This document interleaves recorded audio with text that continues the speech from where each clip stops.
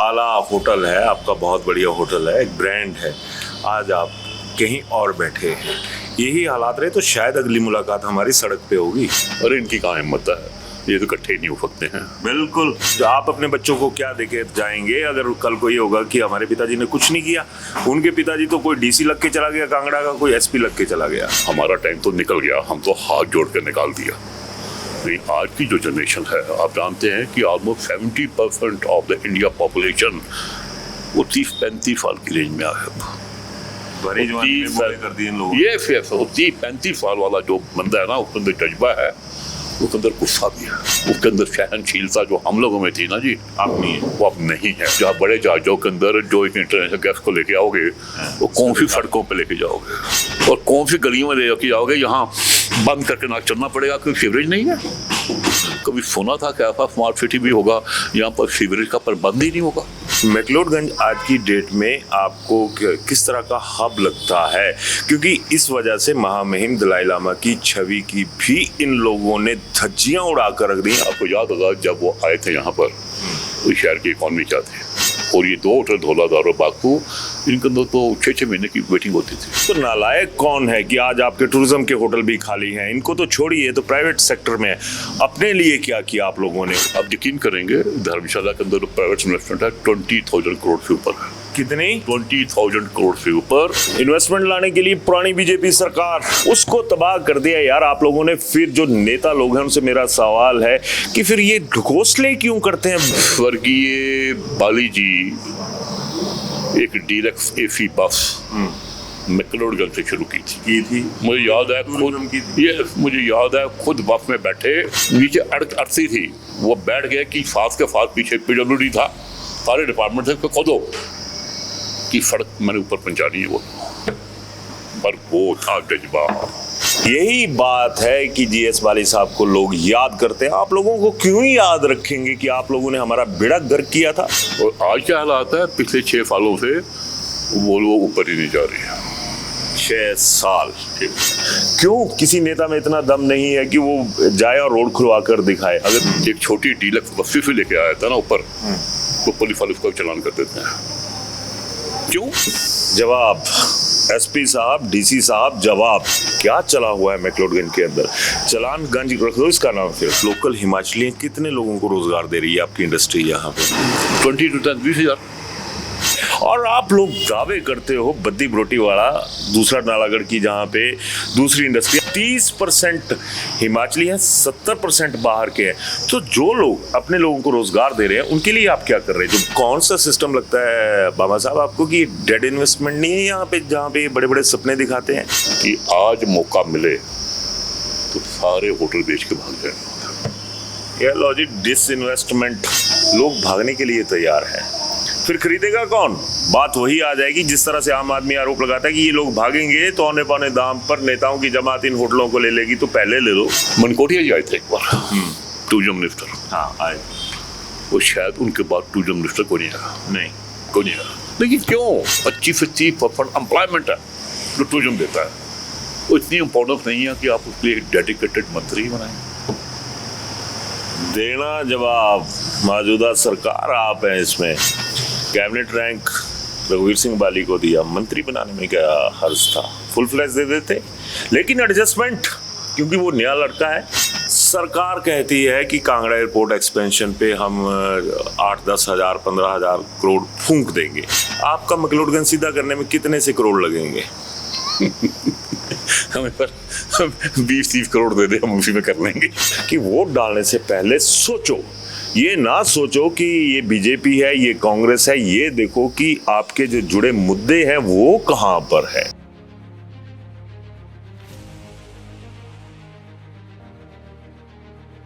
अभिवादन स्वीकार करें, मैं उदय पठानिया। धर्मशाला, कांगड़ा, इसके बाबत कोई भी सरकार हो, वो इतनी सारी बातें कह देती हैं कि वो बातें जो है ना, वो सरकार के गले की फांस बन जाती हैं। आज इसी मुद्दे पर बात करूंगा। इसका जो शुरुआत है या आगाज है, उसका विषय सिर्फ इतना सा रहेगा कि आप जैसे मौजूदा सरकार है वो ये कहती है कि जो धर्मशाला है, इसे टूरिस्ट कैपिटल बनाएंगे, टूरिस्ट हब बनाएंगे पूरे जिला कांगड़ा को। लेकिन बेसिकली आज जो जड़ है, जिस धर्मशाला का जिक्र होता है, उसी मुद्दे पर बात होगी और हालात क्या हैं। तो इसी सिलसिले में मेरे साथ बात करने के लिए आज हैं अश्विनी बाबा जी, जो एक बहुत ही रेप्यूटेड होटल इंडस्ट्री से जुड़े हुए हैं और उस दौर से जुड़े हुए हैं जिस दौर में यहाँ पर आगाज हुआ था टूरिज्म का। था तो पहले भी, लेकिन जिसे हाई एंड का टूरिज्म कहते हैं और बाकी चीज़ें कहते हैं उस पर। बाबा साहब बहुत बहुत स्वागत आपका। नमस्कार चौधरी जी आपका। मैं जिस तरह से बात कर रहा था, तो अभी जो बेसिक चीज़ें होती हैं, बेस तो मैक्लोडगंज है अगर देखा जाए, धर्मशाला है, उसके बाद ब्रांचेस हैं जो आगे पीछे होंगी। बेस की क्या हालत है आज की डेट में? बेस है कहाँ पर, कहाँ है? सरकार आ गया पहला ही जवाब आपके कि भाई बेस है कहाँ। खैर चलिए, देखिए आप बात कर रहे थे अभी कैपिटल टूरिज्म की। सर टूरिज्म कैपिटल उसको बोलते हैं यहाँ पर आपका जो बुनियादी ढांचा है टूरिज्म का, मतलब एक तो लॉजिस्टिक मीन्स ट्रांसपोर्टेशन, एक कंफर्टेबल ट्रांसपोर्टेशन। हम जहाज़ों की बातें नहीं कर रहे हैं, हम एक कंफर्टेबल ट्रांसपोर्टेशन की बातें कर रहे हैं। हम बातें कर रहे हैं वहाँ की सड़कें, कनेक्टेड रोड्स, वहाँ की बिजली, पानी, सीवरेज, पार्क एंड पार्किंग मुझे दिखाई नहीं दे रही। वो तो किसी को भी नहीं दिखाई देती बाबा साहब। सर कहाँ है, किसको राजधानी? मैं एक सवाल पूछूं आपसे, ये तो नहीं दिखती ना पार्क ना पार्किंग ना बाकी जो चीजें सरकारें दिखती हैं जो पिछले इतने सालों से राज कर रही हैं, वो दिखी कभी यहाँ पे? नहीं दिखी। आप लोगों को, आप बुरा मत मानिएगा, आप मेरे से उम्र में बड़े हैं, लेकिन मैं सीधी सी बात करूंगा कि जब भी कोई सरकार आती है, जब भी कोई मंत्री बनता है या मुख्यमंत्री बनता है, तो आप लोग होटल एसोसिएशन वाले सबसे पहले बुक्के लेके खड़े हो जाते हैं। क्यों दिखाते हैं इन लोगों को? जब आपके लिए ये कुछ करके राजी नहीं तो फिर क्यों जाते हैं आप लोग इन लोगों के पास? देखिए हम होटल इंडस्ट्री से हैं, हॉस्पिटैलिटी अपना हॉस्पिटल इंडस्ट्री, हम कर्सी को जानते हैं। ये लोग कर्सी जानते हैं आपके लिए? नहीं, मैं वो कर्सी जाने ना जाने, हम जानते हैं। हमारा फर्ज है सबसे पहले हाथ जोड़कर, चाहे हमारा पॉलिटिशियन है, चाहे हमारा ब्यूरोक्रेट है, चाहे हमारा गांव का प्रधान है, जो हमारा काउंसलर है, हाथ जोड़कर रिक्वेस्ट करेंगे। हाथ जोड़ते जोड़ते उम्र निकल गई जनाब, और बिजनेस भी हाथों से निकल रहा है।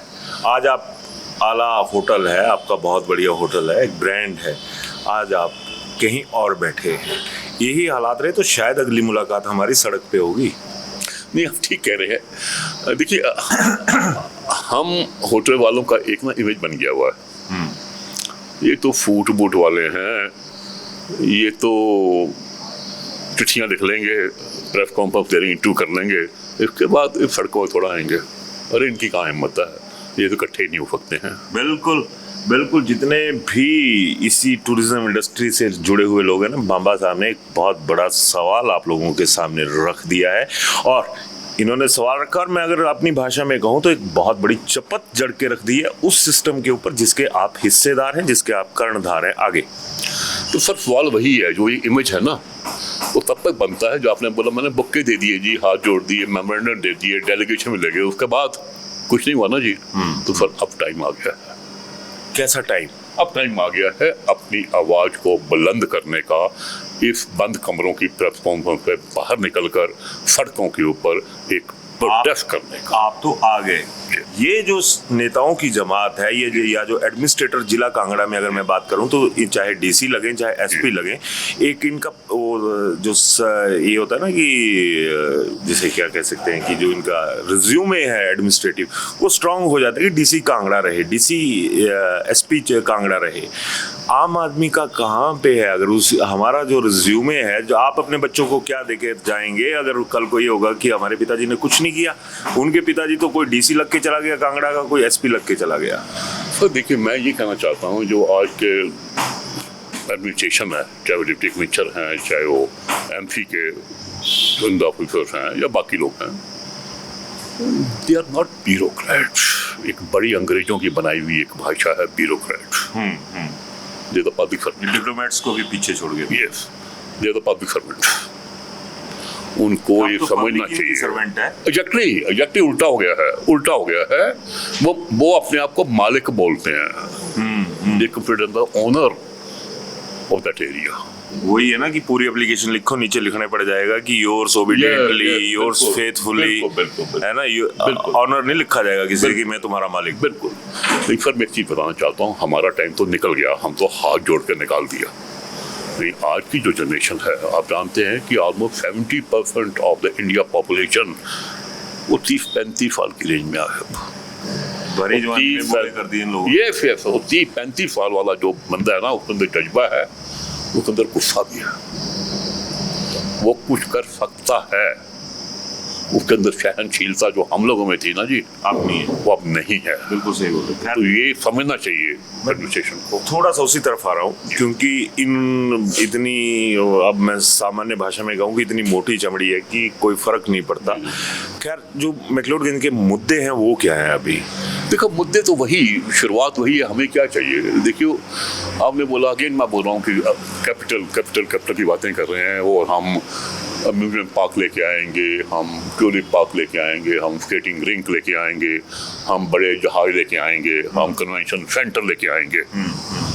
और मैं ये पूछना चाहता हूँ, जिन चीज़ों, जहाँ बड़े जहाज़ों के अंदर जो एक इंटरनेशनल गेस्ट को लेके आओगे, वो कौन सी सड़कों पर लेके जाओगे, कौन सी सड़कों पर, और कौन सी गलियों में लेके जाओगे, यहाँ बंद करके नाक चलना पड़ेगा क्योंकि सीवरेज नहीं है। अब स्मार्ट सिटी बनाई सर आपने, मुझे समझ नहीं आती कि पता नहीं कितने हजारों करोड़ रुपए खर्च कर दिया आपने। कभी सुना था कि ऐसा स्मार्ट सिटी भी होगा यहाँ पर सीवरेज का प्रबंध ही नहीं होगा? जहाँ पे जो प्रबंध किए हुए हैं यहाँ पर तो हालात ये हैं बाबा साहब कि जो पब्लिक टॉयलेट्स हैं उन पे भी ताले लटकाए हुए इन्हीं लोगों ने, और ना नेता सुन के राजी हैं। एक कंप्लेनेंट की उस पे मैं भी बोलता हूँ। बिल्कुल, पर ये हाल है। अब देखो ना, गर्मियाँ आती हैं, हम सोचते हैं सीजन आया जी, टूरिस्ट आएगा जी, और टूरिस्ट आता है, आता भी है, भर के आता है टूरिस्ट, क्योंकि छुट्टियाँ होती है, गर्मी होती है, साइकिल है ना एक, आता है। और 8 बजे लाइट चली जाती है, 8 बजे लाइट चली जाती है। क्यों? गीजर ऑन होते हैं, लाइटें गई। शाम को फिर लाइटें ऑन होती हैं, लाइटें गई, क्योंकि पीछे लाइट ही नहीं, बिजली नहीं है। इतने साल हो गए, वो ही नहीं बना पाए, सिस्टम नहीं बना पाए कि जो एक रिक्वायरमेंट है बिजली की टूरिस्ट एरिया के अंदर, हम उसको पूरा कर पाए। बिल्कुल, रिक्वायरमेंट तो इन लोगों की अपनी होती है। अगर उसी तरीके से देखा जाए कि पॉलिटिकल, सीधी सी बात, और जिस तरह से आम लोग कहते हैं कि दूसरी आ जाती है लोगों की फाइनेंशियल रिक्वायरमेंट्स, आम आदमी की सारे इसमें। तो मैक्लोडगंज आज की डेट में आपको किस तरह का हब लगता है? क्योंकि इस वजह से महामहिम दलाई लामा की छवि की भी इन लोगों ने धज्जियां उड़ा कर रख दी। और अगर मैं ये कहूँ कि आपकी इंडस्ट्री भी कहीं ना कहीं महामहिम दलाई लामा जी के साथ ट्रैवल करती है, तो फिर ये कौन सा सिस्टम लगता है बाबा साहब आपको कि डेड इन्वेस्टमेंट नहीं है यहाँ पे, जहाँ पे बड़े बड़े सपने दिखाते हैं? आपने नाम लिया जी होलिना दलाई लामा जी का। आपको याद होगा जब वो आए थे यहाँ पर, उस शहर की इकॉनमी क्या थी? एक पुराने गांव की एक गाय बकरियां चलाने वाले की एक इकॉनमी हुआ करते थे। दलाई लामा जी आए और फॉरनर बुद्धिस्ट वो आने शुरू हुए, और फिर रिक्वायरमेंट आई, डिमांड आई कि यहाँ अकोमोडेशन चाहिए। मुझे याद है जी, मैं 87 में शिमला से यहाँ आया था। अच्छा। तो यहाँ 2 होटल हुआ करते थे तब भी, धौलाधार, होटल भागसू।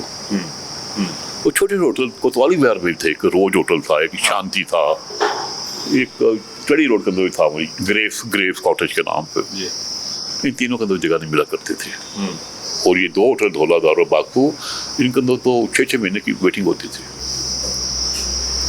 तब सपना लिया था जी एक अच्छा होटल बनाया जाए, तब हमने नींव रखी सूर्या रिजॉर्ट मैक्लोडगंज की। एक टोक रहा हूँ, थोड़ा सा होता क्या है कि यहाँ पर जो मौजूदा सरकार है या पुरानी सरकारें हैं, आप लोगों की ना, मैं अगर ये कहूँ कि हकीकत की जो खाल है ना वो उतर कर रह गई। बताया बाबा साहब ने अभी कि होटल भागसू था या धौलाधार था, 6-6 महीने की एडवांस बुकिंग हुआ करती थी।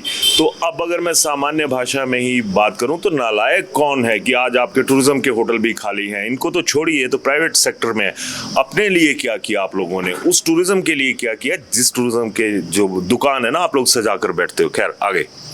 तो सर वही वहाँ की शुरुआत हुई सर। एक इंटरनेशनल टूरिज्म की, इसके साथ साथ हमारा इजराइल से बहुत तादाद के अंदर बैकपैकर्स वो आने शुरू हुए। तो जो हमारे घर थे जहाँ हम गाय भैंसे पाला करते थे, वहाँ हमने कन्वर्ट कर दिए होम स्टेज को। यहाँ से एक टूरिज्म शुरू हुआ था। इसके बाद फिर आप टेररिज्म देख रहे हैं। टेररिज्म था कश्मीर के अंदर, वहाँ टेररिज्म था, यहाँ टूरिज्म है, ये थोड़ा सा फर्क है। सोच पूरी डिजास्टर वाली है। सही चाहे हमारे अफसर है, चाहे हमारे एडमिनिस्ट्रेशन है, चाहे कुछ और। बिल्कुल बिल्कुल। तो शुरुआत हुई, और शुरुआत के नाम पे क्या हुआ, प्राइवेट इन्वेस्टमेंट धर्मशाला में आनी चाहिए। आप यकीन करेंगे धर्मशाला के अंदर प्राइवेट इन्वेस्टमेंट है 20,000 करोड़ से ऊपर है। कितनी? 20,000 करोड़ से ऊपर प्राइवेट इन्वेस्टमेंट आई है एक टूरिज्म इंडस्ट्री के अंदर। 2 मिनट टोक रहा हूँ। इन्वेस्टमेंट लाने के लिए पुरानी बीजेपी सरकार धर्मशाला में करोड़ों रुपए के फुलके खा गए थे। आप लोग जो आरोप लगते हैं, मैं इनकी पुष्टि नहीं करता। और खुद एक दौर में 20,000 करोड़ की जो इन्वेस्टमेंट है प्राइवेट इंडस्ट्री में, वो धर्मशाला में है, उसको तबाह कर दिया यार आप लोगों ने। फिर जो नेता लोग हैं उनसे मेरा सवाल है कि फिर ये घोंसले क्यों करते हैं बार बार? विदेश यात्रा, इसको जाना उसको जाना, 4 लोग आपके अपने जाते हैं, 4 पराए जाएंगे, और डिप्लोमेट्स और टेक्नोक्रेट्स जितने भी होते हैं इन लोगों की टोली है। तो यहाँ पे नहीं आया कोई बाबा साहब आपसे मिलने की, भाई बताओ भाई किस तरह से क्या करना है, क्योंकि यहाँ का फॉरेन का वीजा नहीं लगना था, फॉरेन की चीजें नहीं लगनी थी। और कहाँ टाइम किसके पास है उनके लिए? मैं कड़वी सच्चाई बोलूं, उनको तो ये है ना कि बोलो सर, कड़वी सच्चाई तो ये है कि they are not concern, nobody concern और टूरिज्म। आप देख रहे हैं जी, स्वर्गीय बाली जी एक डीलक्स एसी बस मैक्लोडगंज से शुरू की थी। मुझे याद है मुझे याद है खुद बस में बैठे, तो यहाँ जहाँ बस नीचे अड़ रही थी, वो बस की बात कर रहा हूँ मैं। अच्छा बोलो। नीचे अड़ती थी, वो बैठ गए कि साथ के साथ पीछे PWD था, सारे डिपार्टमेंट थे, उसको खोदो कि सड़क मैंने ऊपर पहुंचानी है। वो पर वो था जज्बा। यही बात है कि GS बाली साहब को लोग याद करते हैं। आप लोगों को क्यों ही याद रखेंगे कि आप लोगों ने हमारा बेड़ा गर्क किया था, पूरी जो इंडस्ट्री थी उसका बेड़ा गर्क किया था। एक आज स्वर्ग में बैठे हुए हैं GS बाली साहब, लेकिन लोग उनको आज याद करते हैं और इज्जत के साथ याद करते हैं। आपने क्या कमाया? मौजूदा जितने भी लीडर्स हैं उन तो सबसे मेरा सवाल है कि कुछ कमाया या गवा कर ही जाओगे आप लोग? खैर, और आज क्या हालात है, पिछले 6 सालों से वो ऊपर ही नहीं जा रही है। 6 साल छक्के छूट गए यहाँ पे। 6 साल वहाँ आपकी फेलियर है और छक्के छूट गए इन लोगों के। लेकिन जो आपकी हठ धर्मिता कह लें या आपके अफसरों की लापरवाही कह लें, और इसके साथ सवाल ये भी उठता है कि अगर फंडिंग आती है तो ये अफसर क्यों नहीं लगाते वहाँ पर? क्यों किसी नेता में इतना दम नहीं है कि वो जाए और रोड खुलवा कर दिखाए? अगर किसी नेता का घर ऊपर होता, मंत्री का घर होता, मुख्यमंत्री किसी का घर होता, तो ये रोड खुला होता, लेकिन नहीं खुलेगा क्योंकि वहाँ पर हम जैसे आप जैसे आम आदमी हैं। ठीक, वो लोग छोड़ो, अगर हमारा टूरिस्ट ग्रुप एक छोटी डीलक्स बस्ती से लेके आया था ना ऊपर, तो पुलिस वाले उसका चलान कर देते हैं। क्यों? ये तो आपको बेहतर पता होगा। मुझे दिखाइए ना, हमने बात की सुप्रीम पुलिस से, क्या मैं दिखाइए कोई नोटिफिकेशन आपके पास है कि आप ऊपर गाड़ी नहीं आने देंगे? नहीं है। डिप्टी कमिश्नर धर्मशाला है बात की, आप बताइए कि नोटिफिकेशन है? नहीं है। तो नहीं है तो फिर पुलिस एडमिनिस्ट्रेशन कहते हैं वहां पर लोकल लेवल पे बंद कर रही है, चलान कर रही है। जवाब SP साहब, DC साहब, जवाब। क्योंकि जब ये लोग, अब ऑफ द रिकॉर्ड तो क्या, मैं तो ऑन द रिकॉर्ड ही कहूँगा इन चीज़ों को, कि जब इलेक्शन आते हैं तो इन तमाम लोगों से मदद ली जाती है। इनकी मदद कौन करेगा? और जब without notification, without any route charges को कह सकते हैं, किस तरह से ये क्या चला हुआ है मैक्लोडगंज के अंदर? चलान गंज रख दो इसका नाम फिर। खैर, बस एक ही बात है जी, रास्ता नहीं बंद है भाई। रास्ते बंद हैं अगर आपके NH के ऊपर, उसका जिम्मेदार कौन है? 6 साल हो गए सर, ये कोई 2-6 महीने की बातें नहीं है, 6 साल हो गए हैं। महीना 2 महीना चलता है, टूट जाता है, फिर बंद हो जाता है, फिर टूट जाता है। ठेकेदारों का सर्कल चला हुआ है। बिल्कुल बिल्कुल वही। मैं परसों गया था, कल की बात है, कल मैं गया था तो वहाँ 2 लेबर के बंदे मेन NH के ऊपर 2 बोरियां उठाई हुई, वो डाल रहे थे मिट्टी। आप बोल रहे हैं सिस्टम को सुधरना होगा, नेताओं की जमात से सुधरने की उम्मीद छोड़ दीजिए। आप लोग जो आप लोग हैं आम आदमी, उन्हें सुधरना होगा कि वोट डालने से पहले सोचो, ये ना सोचो कि ये बीजेपी है, ये कांग्रेस है, ये देखो कि आपके जो जुड़े मुद्दे हैं वो कहाँ पर है। लेकिन बीमारी हम लोगों को है कि पत्रकारों पर भी आरोप लगता है कि ये बीजेपी का भक्त है, ये कांग्रेस का चमचा है, कोई पब्लिक का चमचा भी बन के चलना पड़ेगा कुछ मुद्दों के ऊपर। खैर, तो मामा साहब फिर 2 बोरियां हो गया रोड सेट, तो कैसे हो जाएगा सर, कैसे हो जाएगा? तो अल्टीमेटली वही होगा, 2 बोरी पर डाल देंगे, दिख जाएगा बड़ी पड़ गई हैं, और 2 दिन बाद वो ढह जाएगा। वही हो रहा है, चाहे वो खडंडा रोड आपका है, चाहे बाईपास है, और चाहे ये मेन एनएच है। यही कारण है। देखो, कोई नहीं देखता, ठेकेदार को देखेगा नहीं, उसको अपने काम से मतलब है कि जितना मिला काम वो जैसे मर्जी पूरा करके दिखाना है उसे। बट हमारे पॉलिसी मेकर, हमारे एडमिनिस्ट्रेशन, हमारे आला ऑफिसर डिफरेंट डिपार्टमेंट के अंदर है, वो क्यों नहीं देखते? इसका कारण क्या है भाई? हम हर साल करोड़ों पे खर्च करते हैं, करोड़ों पे बह जाता है। आपने एग्जाम्पल देखा है, जो राइट मुड़ता डीसी साहब को राइट को मुड़ता मोड़ जो है नीचे दोबारा बड़ी लगाई थी, गिर गई थी, दोबारा फिर लगाया, पत्थर लगाई, वो गिर गई, अब फिर गिर गई, वहां अब तरपाल डाल के ढका।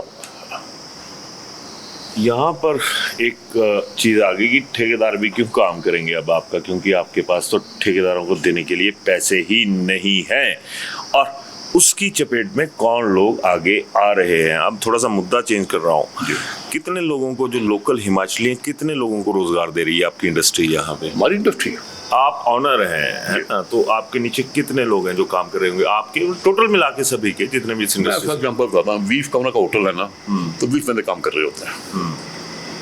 यहाँ 1000 होटल है,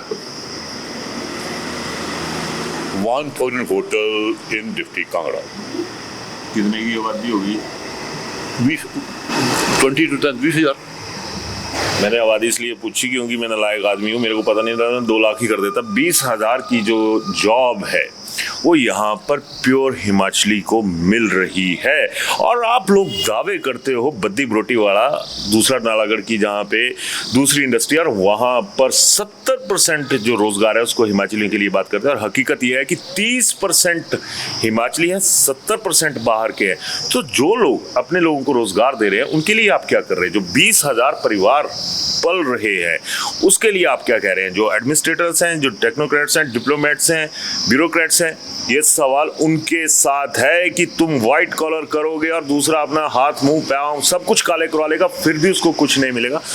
तो अब वो लोगों में रिजेंटमेंट आई नहीं कि अब आप कहाँ से पैसे देंगे अगर वही चीज़ देखी जाए तो? बिल्कुल, मैं बताऊँ जी, पिछले महीने हमने स्टाफ को बोला, रिक्वेस्ट की कि जिसकी छुट्टियाँ हैं वो 15 दिन छुट्टियाँ काटा है, फिर आ जाए। तो हमने 15 सितंबर के लिए देखा कि बारिशें कम हो गई हैं, स्टाफ को रिकॉल कर लिया जाए जी। स्टाफ को रिकॉल किया, कहता हम ऊपर कैसे आएंगे जी, बस से तो आती नहीं ऊपर, तो आप टैक्सियों का मैं खर्चा दे दो घर से। Very good. पर ये हालात है आज की डेट के अंदर। हमारी रिपेयर मेंटेनेंस होनी थी, दिवाली सीजन था, हम साफ सफाई करेंगे, पेंट शेंट करेंगे, सब कुछ करेंगे, लेकिन लेबर भी ऊपर कैसे आएगी? काला पानी। अब यहाँ पे मेरे को ना बीच बीच में थोड़ी सी कुछ चीज़ें याद आ रही हैं, मैं बीच में आपको रोक रहा हूँ। पिछले दिनों हम हिमाचलियों की बीमारी बताता हूँ, कंगना रनौत ने एक बयान दिया कि जो मेरी एक्सपेंडिचर है वो 15, 20, 25 लाख कुछ ऐसा है महीने का, और आज की जो मेरी सेल है वो 50 रुपए है। हम हिमाचलियों ने तब उसको ट्रोल किया, ठीक है वो एक बड़ी पद पे बैठी हुई है, रिनाउंड है, लेकिन उसी तरह के जो लोग और भी हैं वो कहाँ से उन खर्चों को चलाएंगे? क्योंकि आप लोगों की चलती है, आप अपने सिस्टम को चलाने के लिए कुछ नहीं करते। अब मजाक बनाने की जो आदत है, जिसका मैं अक्सर जिक्र करता हूँ कि जो सीरियस मुद्दे होते हैं वहाँ पर भी हम लोग अपना मुंह बंद रखते हैं, और ये नेता हर दौर में आपका मुंह बंद दिखना चाहते हैं। तो फिर इन परिस्थितियों में कैसे चलेगी मामा साहब गाड़ी? सर मैं तो ये कह रहा हूँ, आम बंदा ये सोचता है ये होटल की बड़ी बड़ी बिल्डिंगें नजर आ रही हैं, उसके अंदर तो पता नहीं सोना चांदी क्या है, वो कितना लोग कमाते हैं। हकीकत ये है कि आज मौका मिले तो सारे होटल बेच के भाग जाएंगे। ये लॉजिक डिसइन्वेस्टमेंट, इन्वेस्टमेंट बुलाने की बात करते हो ना, और वो तमाम ऑफिसर्स वो भी इस बात का जवाब दें जो इसी इस सर्कल के साथ जुड़े हुए हैं, टूरिज्म इंडस्ट्री के साथ जुड़े हुए हैं या फाइनेंस से जुड़े हुए हैं, दूसरी चीज़ों से रेवेन्यू के जितने भी हैं, लोग भागने के लिए तैयार हैं। फिर खरीदेगा कौन? बात वही आ जाएगी जिस तरह से आम आदमी आरोप लगाता है कि ये लोग भागेंगे तो औने पौने दाम पर नेताओं की जमात इन होटलों को ले लेगी, तो पहले ले लो फिर चला लो, कुछ तो चले। इन लोगों का ना चले, आप लोगों का कुछ तो चले, क्योंकि ये जो बात है ना वो आम आदमी नेताओं के लिए, बड़े अफसरों के लिए कहता है, और ये कहने की वजह क्यों निकली ये यहाँ पर साफ हो रहा है। खैर, आपको भी तो एक दो नजर आ रहे हैं ग्राउंड पर जो बिक रहे हैं या बिकने की कगार में है। मैं आपको 15, 20, 50 होटल बता सकता हूँ जो ताले लग गए हैं या 10-15 दिन के अंदर लगने वाले हैं। हालात इतने गंभीर हैं। तालाबंदी जो है बाबा साहब, लगता नहीं कि इन सियासत के से जुड़े लोगों की, व्यवस्था से जुड़े लोगों की तालाबंदी हो जाए। आम आदमी की तो इन्होंने हर तरह से, वो कहें कि एक दौर था तो अब कांग्रेसियों को थोड़ी सी ये लगेगी कि नसबंदी के आरोप लगे थे, अब तालाबंदी एक नई चीज़ आ गई। नहीं, पता क्या है, मैं मानता हूँ कि ये इसमें दोष जो है वो एक पॉलिटिकल पार्टी या एक गवर्नमेंट या एक एडमिनिस्ट्रेट का नहीं है। हम देख रहे हैं कि पिछले, मैं तो 87 की बात कर रहा हूँ, पर पिछली सदी, मैं तो पिछली सदी की सब सारे देखे मैंने, यहाँ पर सब देखे मैंने। अच्छा कौन था? बाली साहब तो आ गए, टॉप मोस्ट पे आ गए। बिल्कुल। और कौन अच्छे थे? मनकोटिया जी आए थे एक बार, टूरिज्म मिनिस्टर। हाँ आए। वो शायद उनके बाद टूरिज्म मिनिस्टर को नहीं आया। नहीं, को नहीं आया। लेकिन क्यों? पर आप उसका मतलब कि टूरिज्म को महत्व को नहीं देते? टूरिज्म में आपके लिए एक्टिविटी कोई नहीं है। जब इन्होंने भाषणबाजी करनी होती है तो वो होता है ना, आपके लिए छोटे छोटे डिपार्टमेंट क्रिएट किए जाते हैं, उनके मंत्री बनाए जाते हैं, क्रिएट किए जाते हैं, बनाए। यहाँ का मतलब जो चीज को नहीं होती है। और यहाँ इतना बड़ा डिपार्टमेंट जो इतना बड़ा रेवेन्यू, मेरे ख्याल से 8-9% रेवेन्यू है जी, और 25 से 30% एम्प्लॉयमेंट है जो टूरिज्म देता है। वो इतनी इम्पोर्टेंस नहीं है कि आप उसके लिए एक डेडिकेटेड मंत्री बनाएं। देना जवाब मौजूदा सरकार आप हैं इसमें। कैबिनेट रैंक रघुवीर सिंह बाली को दिया, मंत्री बनाने में क्या हर्ज था? फुल फ्लैश दे देते, लेकिन एडजस्टमेंट, क्योंकि वो नया लड़का है, उसको एकदम से वो चीज़ें नहीं देनी थी तो कैबिनेट रैंक चला गया, तो उसके साथ महकमे भी दे देते। वैसे भी तो बकाया कांग्रेसी जो वो चीखे ही मार रहे हैं इस मसले के ऊपर। तो अब मैं एक छोटा सा सवाल पूछना चाहूँगा। सरकार कहती है कि कांगड़ा एयरपोर्ट एक्सपेंशन पे हम 8-10 हज़ार 15 हज़ार करोड़ फूंक देंगे। आपका मैक्लोडगंज सीधा करने में कितने से करोड़ लगेंगे? हमें पर 20-30 करोड़ दे दे, हम उसी में कर लेंगे। 20-30 करोड़ रुपया आप लोगों के पास नहीं है, और मैं पहाड़ी में बोलूँ तो बुड़का तोड़ियां जड़ियां ना से 1000 करोड़ दियां। यार जमीन देखो कि जमीन है कहाँ पे, जमीन खिसकती जा रही है। और वही चीज आ गई कि कब तक, क्या लास्ट में कोई आपका जो इशू जो मेरे से छूट गया हो वो प्लीज। देखिए, जब मैंने बोला ना 20-30 करोड़ में के अंदर आप ठीक कर लेंगे, मैंने क्यों बोला? देखिए, जो मेजर कारण है मैक्लोडगंज का फेलियर का, एक तो रोड्स हैं, कनेक्टेड रोड्स हैं। जो मेन बड़ी बात है वो लैक ऑफ पब्लिक पार्किंग है। पब्लिक पार्किंग नहीं है। हाँ, नहीं है। आप बापूनाग में जाए, वहाँ पर एक हिस्टोरिकल एंशिएंट टेम्पल है, स्प्रिंग वाटर है, वाटरफॉल है, यहाँ पानी होता है ना सर, वहाँ अपने आप को खिंचाता है। इसका मतलब टूरिस्ट कहीं भी रुकाओ, चाहे योल रुकाओ, चामुंडा रोड, धर्मशाला रुकाओ, उसने वहाँ आना ही आना है, माथा टेकना है और पानी में एंजॉय करना है। लेकिन वहाँ पार्किंग का है। वहाँ पर जो अभी आपको पार्किंग दिखाई दे रही है 40-50 गाड़ियों की, वो होटल एसोसिएशन ने क्रिएट की है अपने फंड से। सरकार अपनी बना लो तभी बुलाना मैक्लोडगंज वालों का। आप प्रधानमंत्री, मुख्यमंत्री, वैसे प्रधानमंत्री का रिवाज है गवर्नमेंट इन एग्जाइल की वजह से सीधे प्रधानमंत्री बम्बा। चलो तो सर ये धर्मकोट जाइए आप जी, सारा फॉर्नर वहाँ है, सारा आपका एडवेंचर टूरिस्ट वहाँ से शुरुआत होती है, धर्मकोट से शुरू होती है ना जी। वहाँ 2 गाड़ी की पार्किंग नहीं है।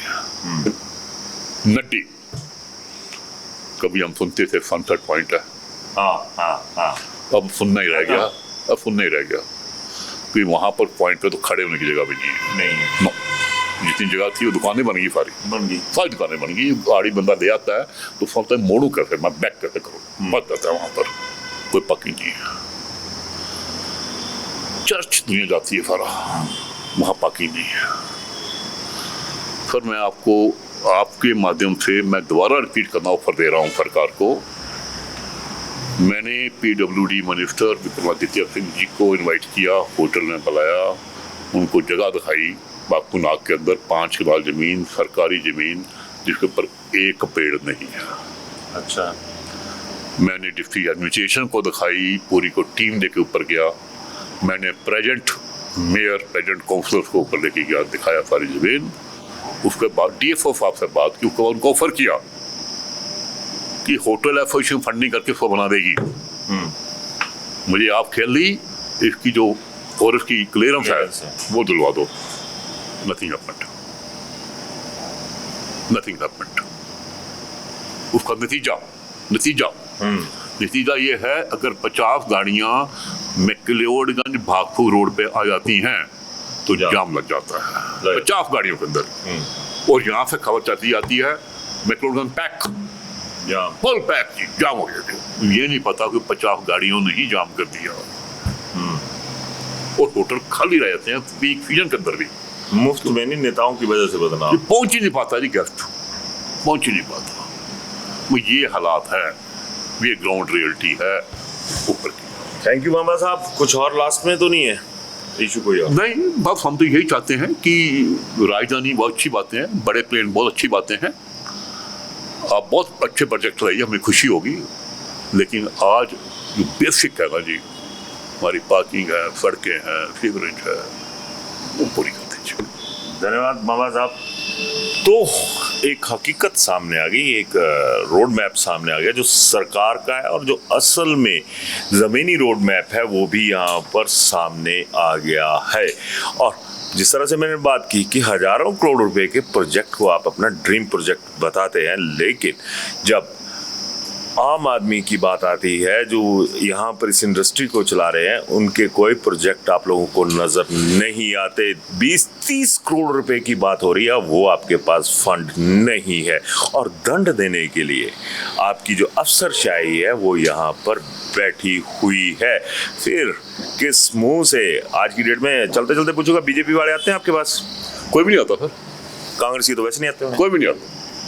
अब बड़े बड़ों की तो बात होगी, ये साथ में नगर निगम वाले बैठे हुए ये भी आते हैं कि बाबा साहब क्या गम है आप लोगों को, जरा नहीं सर, कह रहा हूँ कोई भी नहीं आता। वो एक ना उदासीन रवैया होता है सबका ना जी, वो है उदासीन। हम लोग हैं, इनका रवैया तो क्या किसी ने देखना? पहले अपना रवैया देखो कि बीजेपी कांग्रेस दोनों के ही कपड़े उतर गए कि जब हम लोगों की जिंदगी उतर रही है पटरी से तो ये हालात हैं। खैर, इस मुद्दे पर अपनी राय मत दीजिएगा, थोड़ा सा सरकार को राय दीजिएगा, हमें मत दीजिएगा, और फिर तय कीजिएगा कि हमारे हुक्मरान चले किस तरफ हैं। जो सत्ता से बाहर बैठे हैं उनका भी क्या रवैया है, और जो सत्ता के बीच में बैठे हैं वो कितना सा सता रहे हैं, कितना सा हंसा रहे हैं, जरूर बताइएगा। धन्यवाद।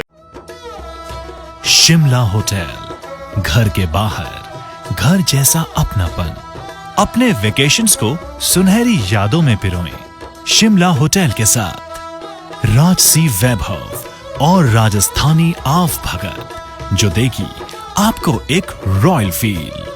हिमाचल वासियों के लिए जयपुर में ठहरने का अपना hotel Shimla hotel. Heritage above 1, हवा महल रोड, चांदी की टकसाल, जयपुर।